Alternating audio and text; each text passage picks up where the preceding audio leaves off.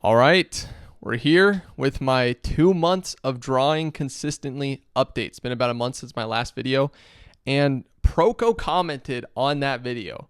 I was losing my freaking mind, but that just confirms what I've been realizing, that YouTube is recommending a lot more smaller creators. So if you've ever wanted to make a YouTube channel, go do it. Anyway, we're going to jump right into my 2-month update. I'm going to talk about what I've been doing, how I've been feeling, and some of the thoughts and revelations I've had. So let's just jump into it. So I've been doing a lot of gesture studies, obviously, because that's where people say to start when you're trying to actually get good.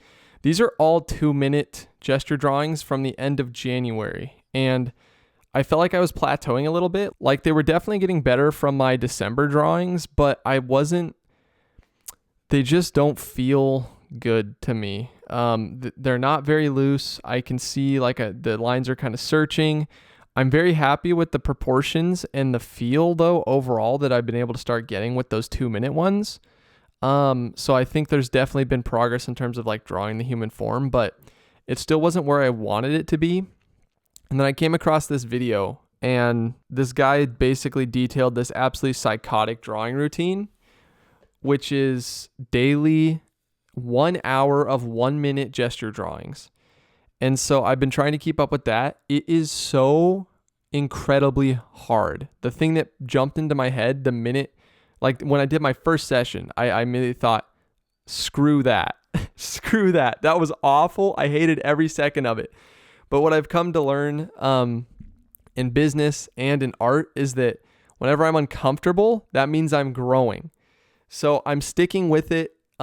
He started, once he got used to the daily 1 hour gesture drawings, he started expanding it into adding anatomy studies to it. And that's where I'm going to go eventually. But right now, I'm so fatigued at the end of just one 60-minute gesture drawing session that I just can't do more anatomy studies. So these are some of my earliest 1-minute gesture drawings. Some of them I took a little more time on intentionally. Like, I really liked the pose, so I just paused and kept drawing. Like, this one was a baby that I really liked. I thought was really cute. And so I just kept working on this one. But here's some 1-minute poses. Here's some more 1-minute poses. I think these are some of the earliest ones, maybe. Yeah, 124, 25. And these just made me genuinely angry. And then this was like my last pose for the day.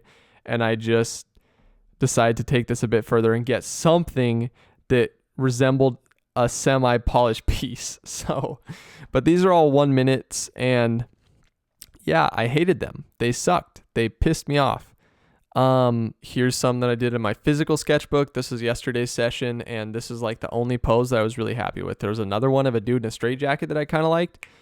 But the proportions on this are like way off, obviously, but for a 1-minute gesture, it was one of the few that I've done that actually give like an emotional kind of feel to the pose. So I was happy with this. Another thing I've come to realize is that there's things that I kept telling myself, oh, when I get there, I want to do this. When I get there, I want to do this. And I realized that that's just the dumbest thing ever.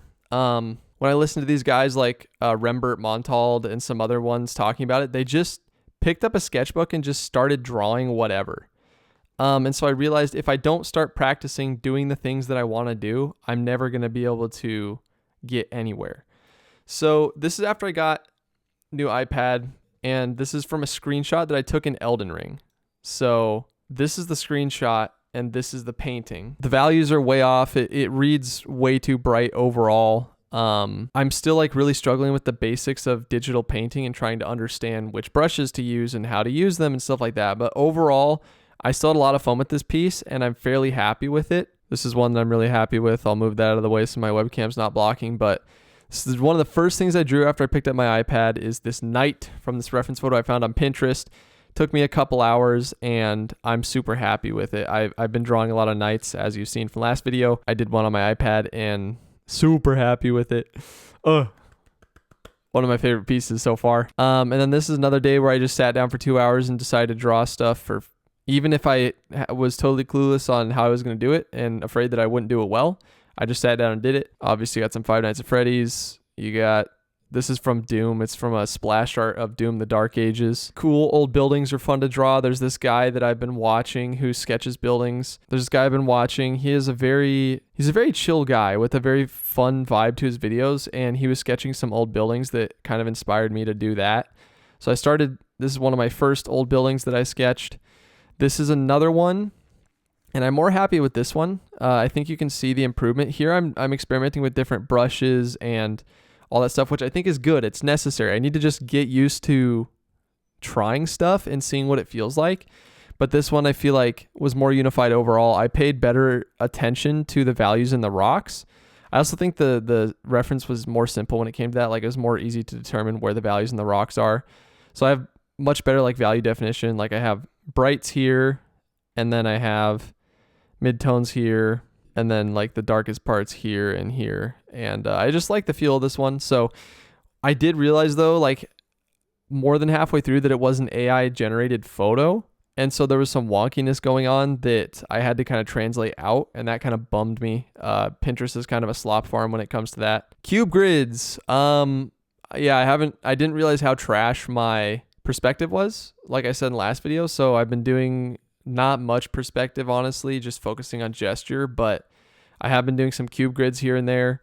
I'm having a very hard time keeping the size of the cube consistent while still changing the perspective. And overall, this exercise is just really freaking hard, and I hate it. It drives me crazy, but it's good. I can see improvements from some of my other cube grids. This is a piece I started from this book that I picked up at the library called like How to Draw Dystopian, or How to Draw Sci-Fi Utopias and Dystopias.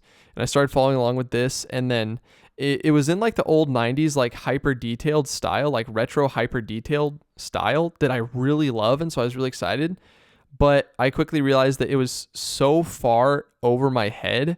And honestly, I'm like, how am I ever going to be able to draw detail like that? Like it was absolutely insane. So this is like very early on the sketching stage as I was following him, and then he started adding like crazy perspective to the walls and this thing down here, and I stopped because I was like, there's no way. How to draw sci-fi utopias and dystopias, create the futuristic humans, aliens, robots, vehicles, and cities of your dreams and nightmares. And I love this like retro hyper detailed style. I have no clue how to emulate it. These guys' grasp of perspective and anatomy is just so good. And then I'm so bad with faces. I'm ignoring them completely in my gesture and like in those drawings because I just can't make the marks that suggest a face well. It always looks awful. Here's something from Scooby-Doo that my brother challenged me to draw. That was fun. And then here's more knights. I think I've showed these two before, but this knight was a new one that I added, and I slowly got better with using the markers. I learned from each iteration. I think you can tell. And so I found this reference photo of this knight flowered wall, kind of a dead knight slumped up against a wall, and he was overgrown with all these like leaves and stuff with his sword. And I was like, that's a cool picture. So I drew it, and yeah, that's where I'm at. Overall, I'm learning to push myself outside of my comfort zone, draw things that I want to draw down the road, even if I suck at them now, and have fun with the process, because that's the most important part. So thank you for watching. I hope this was inspiring, and I'll see you for my 3-month update. Peace.